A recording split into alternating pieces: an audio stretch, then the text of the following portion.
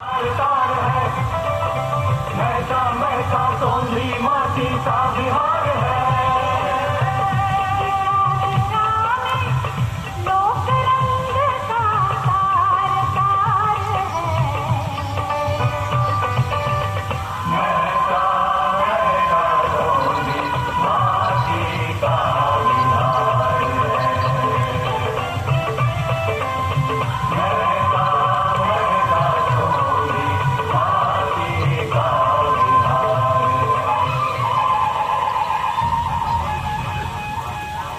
इतिहास के बीते दिनों में तो हम पीछे नहीं लौट सकते, पर हम ये तो देख सकते हैं कि हमने अपनी यात्रा कहां से शुरू की और कहां तक पहुंचे हैं। तो चलिए बिहार के इतिहास को समझने की कोशिश करते हैं। बिहार ने सभ्यता के इतिहास के हर चरण में भौतिक उपलब्धियों पर दार्शनिक उपलब्धियों को वरीयता दी है। यही कारण है कि हर संक्रमण के दौर में लोगों ने बिहार की तरफ रुख किया है।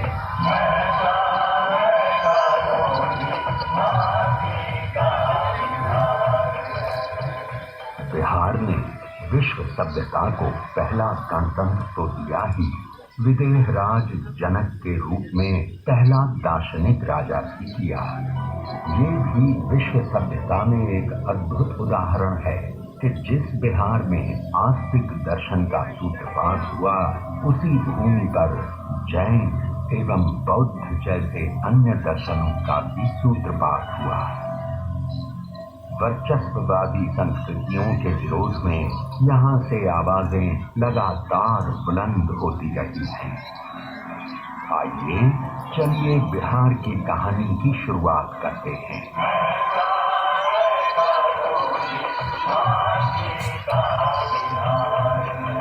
शताब्दियों पूर्व बिहार के ऋषि विश्वामित्र ने भारतीय सभ्यता और संस्कृति को तत्कालीन संकीर्ण और रूढ़ मानसिकता से ऊपर उठाकर एक नई चेतना दी।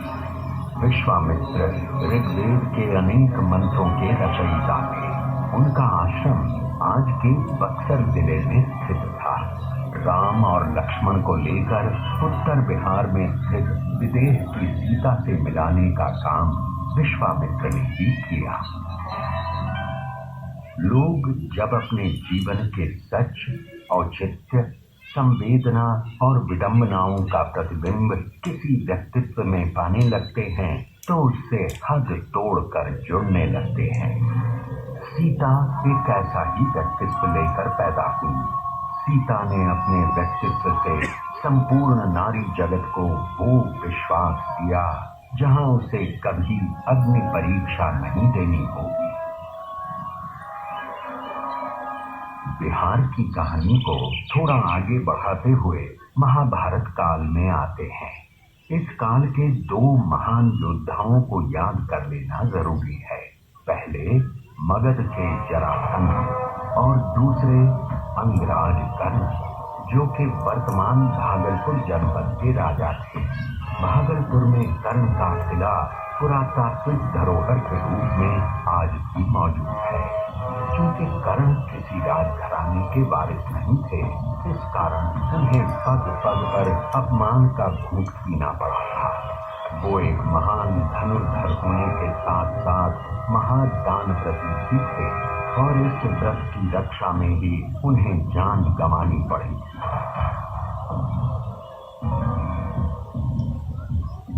चलिए बिहार की कहानी को थोड़ा और आगे बढ़ाते हैं और ईसा पूर्व 6ठी शताब्दी में पहुंचते हैं।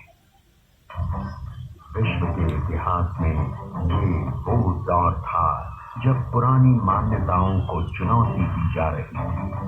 चीन में कन्फ्यूशियस, यूनान में सुकरात और भारत में बिहार की भूमि से महावीर और बुद्ध के दर्शन का नवोन्मेष हो रहा है।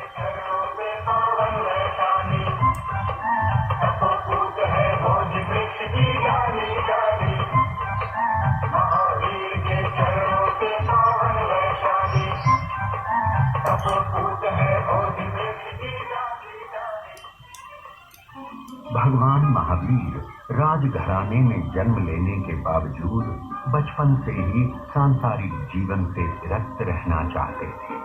30 साल की उम्र में वे घर छोड़ जंगलों में विचरने लगे और 12 वर्ष की कठिन तपस्या के बाद उन्हें आत्मज्ञान प्राप्त हुआ। इसके बाद उन्होंने पैदल घूम घूम कर लोगों को अहिंसा का पाठ पढ़ाया और जीने का तरीका बताया। उनका एक प्रमुख दर्शन था अनेकांतवाद। इस दर्शन के अनुसार सच को देखने का सबका अलग अलग नजरिया होता है और जब तक हम सत्य को हर एक नजरिए से परख नहीं लेते तब तक संपूर्ण सत्य को नहीं समझ सकते। जब महावीर स्वामी केवल ज्ञान की शिक्षा दे रहे थे, लगभग उसी समय एक और महापुरुष सिद्धार्थ गौतम मगध के जंगलों में ज्ञान प्राप्ति के लिए घोर तपस्या में लीन थे।